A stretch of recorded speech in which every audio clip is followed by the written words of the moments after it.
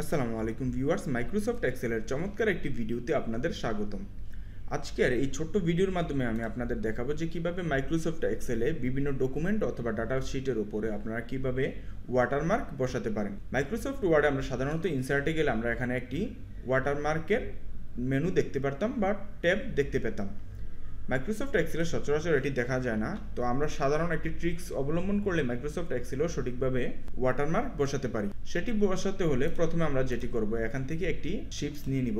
Ships নেওয়ার পর আমরা শিপসের রাইট ক্লিক করে এডিট টেক্সট অথবা অ্যাড টেক্সটের মধ্যে ক্লিক করে আমরা যেই লেখাটিকে ওয়াটারমার্ক হিসেবে বসাতে চাচ্ছি সেই লেখাটি এখানে লিখে দিব।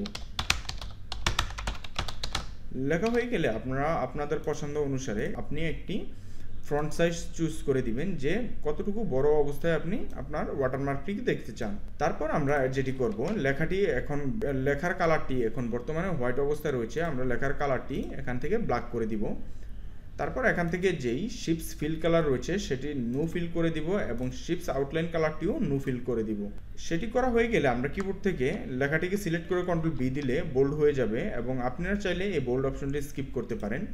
তারপর আমরা যেটি করব, শিপসের মধ্যে ক্লিক করে এখানে যে রোটেট অপশনটি রয়েছে সেই রোটেটের মধ্যে আমরা লেখাটিকে পছন্দ অনুসারে রোটেট করে দিব।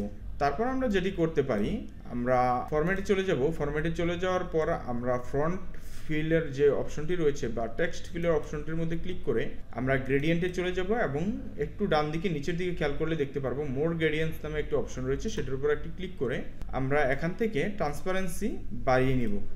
আপনারা যতটুকু বাড়াবেন আপনার পছন্দ অনুসারে ঠিক ওয়াটারমার্কটি ততটুকু লেভেলেই দেখতে পারবেন। তো ভিউয়ার্স, এই ছিল আমাদের আজকের ভিডিও। পরবর্তী ভিডিও পেতে এখনই আমাদের চ্যানেলটিকে সাবস্ক্রাইব এবং আপনি যদি ফেসবুক থেকে ভিডিওটি দেখে থাকেন অবশ্যই আমাদের চ্যানেলটিকে ফলো করতে ভুলবেন না।